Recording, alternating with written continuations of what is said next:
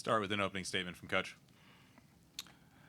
Yeah, look, proud of our guys. William Mary's got, Dane's a good coach, and they've got some really good pieces on offense. And I thought we guarded really well. It was about 14:40 left. We just talked about we've got to get connected defensively. We've had the number one defense in the league all year, and that's what we try to hang our hat on. I thought we did that. I think this guy to the left made some shots to give us a little separation. Hard fought win. Happy for our guys. Go first to Nick, and please wait for the microphone before asking your question so it can be picked up on the Zoom. Coach Gary just mentioned listening. 14-13 mark, you called that timeout. You went on a 20-0 run. What did you say in that timeout? They only scored 3 field goals for us the game. I didn't say really anything. The guys just did a good job of locking in and following personnel. And I thought in the first half they made some tough shots. They've got, the kid Dorsey, he's a threat to score when he gets off the bus, so he makes tough shots. But I just thought we did a good job of forcing difficult shots most of the game. And back to John. Third row. John Titel from Hoops HD. You guys were 1-10 this year when trailing at halftime. Was there some epic, expletive-laden rant during halftime, like the best halftime speech you ever had, or was it just the same old? Or you just point to the T-shirt and say, guys? Well, I don't think I've ever really had a great halftime speech. I've certainly have some expletives over the years. I did not know that we were 1-10. That's why you work for Hoops HD. It's probably one of those services that charges like $5.99 a year, and right. My AD won't let me get those because we're over budget. But I look forward to maybe next year putting it in the budget. I'm going to go in front to Trevor.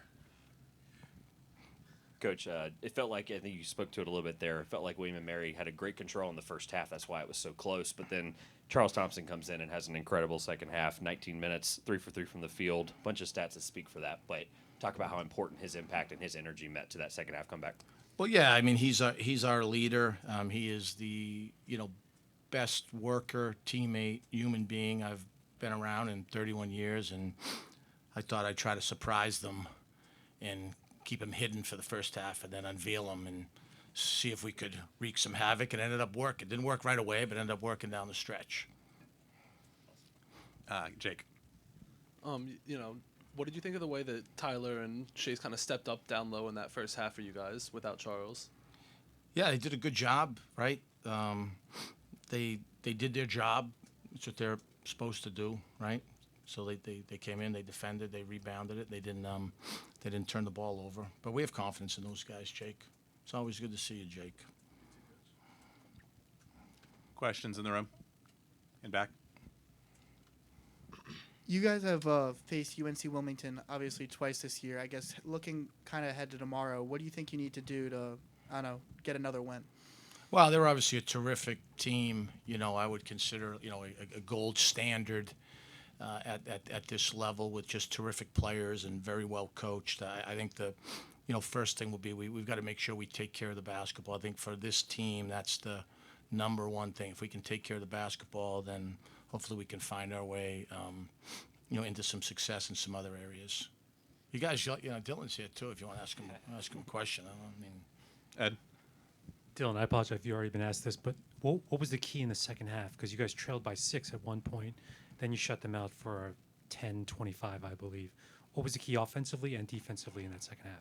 Well, defensively, Coach always harps on that, so we just came out, played hard, got the same old talk we always do at the timeout at 14 minutes, and we just played hard. Offensively, we just wanted to move the ball, get the best shot possible, and we started knocking them down in the second half. Going to go to Zoom and to Kyle. Coach and Gillum as well, I guess, with Tark, he seemed like he really kind of ratcheted up the defensive intensity. And what does he kind of bring to the team with his presence? Well, yeah, that's good observation. He's talented. He brings a lot of talent. He's got a great body, great instincts. We need him to be aggressive. I think it's been pretty obvious when he plays at a high level. Really elevates our team, and I was proud of him today. He really stepped up. Questions in the room? Ed? Pat, the decision to bench Charles for that first half, was that kind of a calculated risk, or did you feel like it was necessary to sort of send a message that you wouldn't tolerate anything that happened like what happened in the UNCAA game? Well, I had done some magic, and I had put this little potion spell together, and I thought it would be like a way for us to just really surprise them. You know what I mean? Like, let's surprise them in the second half, and I don't think it worked great, but thankfully we've got good players. Once again, Charlie is the best.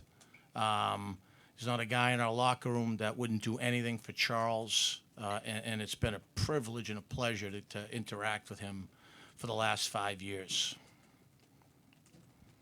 Anything else? One last one in back.